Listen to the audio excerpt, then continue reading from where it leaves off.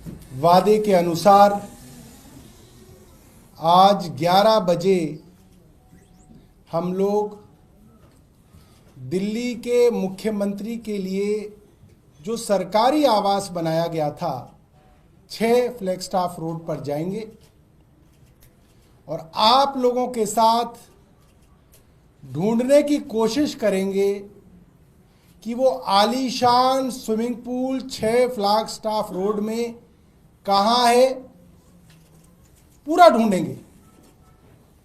वहां पे बताया गया है कि सोने के बने हुए कमोड लगे हुए हैं, वॉशरूम के अंदर सोने की चीजें हैं, तो वो भी आपके साथ जो है हम लोग ढूंढेंगे। उसके अलावा बताया गया था कि शराब पीने के लिए बार है मुख्यमंत्री आवास में, तो उस बार को ढूंढने की भी कोशिश की जाएगी आप लोगों के साथ। और साथ ही प्रधानमंत्री जी के आवास में भी जाके देखा जाएगा कि क्या क्या सहूलियतें प्रधानमंत्री जी के सरकारी आवास के लिए लगाई जा रही हैं। 2-3 चीजें मैं साफ कर दूं, दोनों ही आवास उसी कोरोना के समय में बनने शुरू हुए, दोनों ही आवास प्रधानमंत्री और मुख्यमंत्री के सरकारी आवास हैं, किसी के निजी आवास नहीं है, और दोनों ही आवास टैक्स पेयर के पैसे से बने हैं।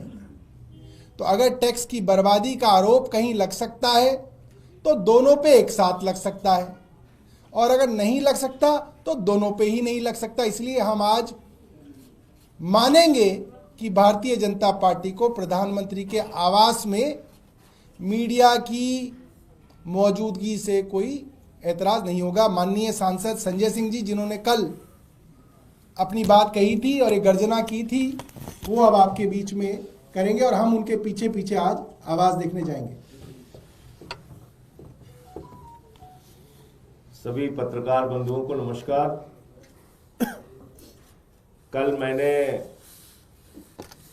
चुनौती दिया था इस बात की कि 11 बजे दिल्ली के मुख्यमंत्री का आवास, जिसके बारे में भारतीय जनता पार्टी पूरे देश में झूठ प्रचारित कर रही है, और मैं उसको भारतीय जनता पार्टी नहीं कहता, भारतीय झूठा पार्टी कहता हूं। इसीलिए कहता हूं कि इनका काम दिन रात झूठ फैलाने का है। तो पूरे देश में झूठ फैलाया गया। अरे मुख्यमंत्री के आवास में तो सोने की टॉयलेट बनी हुई है, मुख्यमंत्री के आवास में स्विमिंग पूल बना हुआ है, मुख्यमंत्री के आवास में मिनी बार है। तो आज आप लोगों के साथ चलेंगे और खोजेंगे कि वो स्विमिंग पूल कहां है, मिनी बार कहां है, कहां पर है सोने का टॉयलेट। पूरे देश को पता चलना चाहिए। भारतीय जनता पार्टी, भारतीय झूठा पार्टी का झूठ पूरे देश के सामने उजागर होना चाहिए। इसलिए आप लोगों के साथ अभी वहां पे चलेंगे। दूसरा, देश के प्रधानमंत्री जिन्होंने बड़े बड़े फैशन डिजाइनर्स को फेल कर दिया है, उनका राजमहल देखने भी चलेंगे। राजमहल के अंदर उनके 5000 सूट भी देखने चलेंगे, उनके 6700 जोड़ी जूते भी देखने चलेंगे। 200 करोड़ का झूमर जो लगा हुआ है, जिसमें हीरे जड़े हुए हैं, वो झूमर भी देखने चलेंगे। और सोने के धागों से जो बढ़िया डिजाइन करके 300 करोड़ की कालीन बनाई गई है, उसको भी देखने चलेंगे। 10-10 लाख रुपए की पेन का इस्तेमाल हमारे प्रधानमंत्री जी करते हैं, देश के राजा करते हैं, वो भी देखने चलेंगे पेन। और आप जानते हैं कि राजा राजमहल में रहने वाले नरेंद्र मोदी जी 8,400 करोड़ के जहाज से चलते हैं, 2,700 करोड़ के घर में रहते हैं, 12-12 करोड़ की 6 गाड़ियां उनके काफिले में चलती हैं। तो वो भी देखने चलेंगे, आज आप लोगों के साथ चलेंगे। मुझे लगता है कि आज का दिन बहुत महत्वपूर्ण होने वाला है। पूरे देश के सामने सच्चाई आएगी, पूरा देश भारतीय जनता पार्टी की असलियत को जानेगा और आप सब भी जान पाएंगे कि वास्तव में झूठ क्या है और सच क्या है। मुझे इतनी बात कहनी थी। आपका कोई प्रश्न हो तो आप पूछ सकते हैं। एक सवाल सर ये है कि अभी जो आतिशी है सर वो किस आवास में रहती हैं, एक बार क्लैरिफाई कर दें। उनका वो अपने निजी आवास में रह रही हैं या कहां पर रह रही हैं?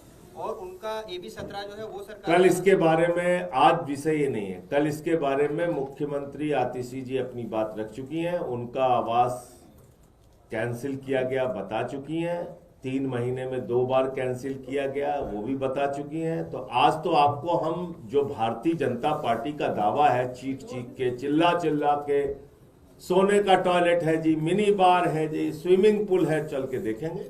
ये सर वो रहती कहाँ है? ये सिक्योरिटी वहां पर बढ़ा दी गई है, 6 लाख स्टाफ है। क्या चाबी आप लोगों के पास है, और अगर नहीं है तो क्या मोदी से अनुरोध किया है कि वो चाबी दें ताकि? देखिए, मसला कल और आज ये है कि अगर मुख्यमंत्री के आवास को देखा जा रहा है, कितना पैसा खर्च हुआ, कहाँ स्विमिंग पूल है, कहाँ मिनी बार है, कहाँ सोने का वॉशरूम है, तो हम दिखाने के लिए तैयार हैं, चलिए। और हम भारतीय जनता पार्टी से कह रहे हैं कि भाई प्रधानमंत्री के आवास में क्या क्या लगा है वो भी मीडिया को दिखा दीजिए। मुख्य मुद्दा ये है, किसकी चाबी कहाँ है कहाँ नहीं, ये मुद्दा नहीं है।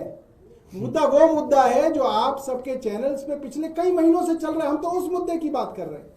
सौरभ जी, वहाँ पे पुलिस का इंतजाम पहले से ही है। 6 फ्लैग स्टाफ रूट का जो रास्ता है, दोनों तरफ पुलिस और पैरामिलिट्री फोर्स मौजूद है। भैया हम लोग क्या लोग हैं कि आप जाइए, पहली बात।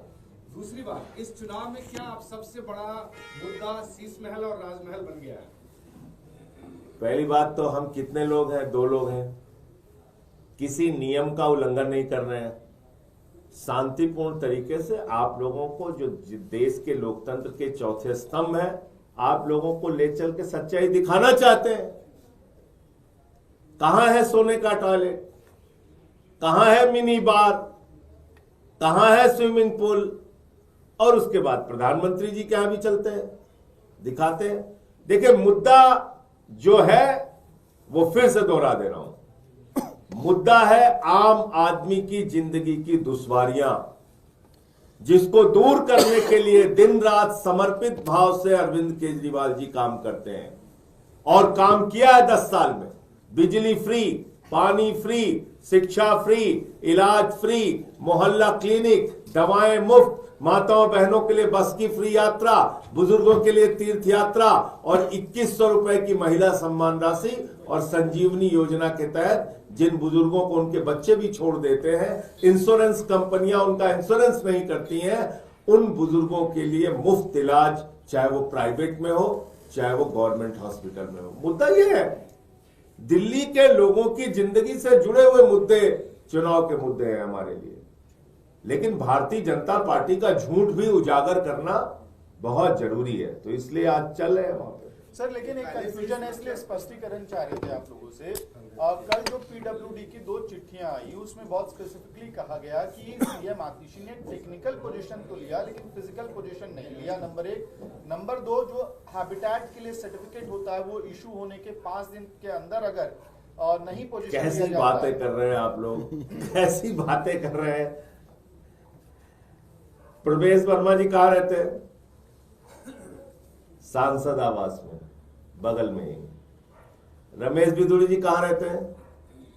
सांसद आवास में। कब चुनाव संपन्न हुआ? मई के महीने में। खाली किया?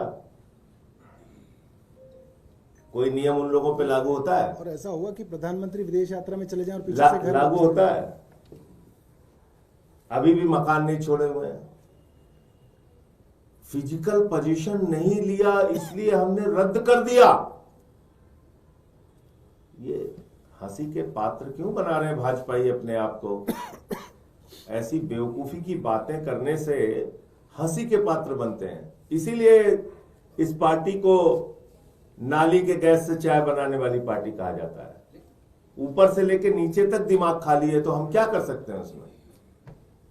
सर आखिरी सवाल अनिल विज कह रहे हैं कौन सा राजमहल है, नया बन रहा है या पुराना वाला है, उसको राजमहल कह रहे हैं? अभी चलिए वो दिखाएंगे ना आपको। सेंट्रल विस्टा वाला हरियाणा वाला या पुराना वाला? ये भी है कि अभी आप विजिट करा रहे हैं, लेकिन जिस वक्त वाकई पोजीशन था उस वक्त कराना आसान था। अब तो एक तो चाबी भी नहीं, दूसरा सिक्योरिटी इतनी लगा दी गई है, तो वहाँ तो विजिट कराना ही पॉसिबल नहीं। अरे भाई क्यों आसान और मुश्किल कहां से आ गया? आसान और मुश्किल का क्या सवाल है? भाजपाई चिल्ला चिल्ला के कह रहे हैं, तो आसान और मुश्किल क्या हो गया? खोल के दिखाएं। सर हरियाणा के मंत्री उन्हीं के लोग तो बैठे हुए हैं, उन्हीं के लोग तो बैठे हुए हैं राजनिवास में, दिखवा देंगे, कोई दिक्कत नहीं। सर हरियाणा के मंत्री अनिल विज कह रहे हैं कि शीश महल आम आदमी पार्टी की कब्रगाह बनेगी और इसको लग्जरी के लिए इस्तेमाल किया जा रहा था अरविंद केजरीवाल द्वारा। और राजमहल क्या बनेगा? मोदी जी वाला? वहां क्या होगा? तो दोनों देखा जाए ना। हम तो चाह रहे हैं कि राजमहल को खोद के उसको भी शमशान बना दो। तो शमशान बनाने में तो उस्ताद हैं। मोदी जी कहते हैं हाँ, अगर कब्रिस्तान है तो शमशान होना चाहिए कि नहीं होना चाहिए। तो पूरे उत्तर प्रदेश के चुनाव प्रचार में उन्होंने कहा। तो जब वो कह रहे मुख्यमंत्री आवास पे कब्रगाह बनेगा, तो वहां शमशान बन जाए कम से कम। हम लोगों के घर में कोई मृत्यु हो, अंतिम संस्कार करें वहां जाके। आप दोनों ही जा रहे हैं? नहीं, आप लोग भी जा रहे हैं। कोई कार्य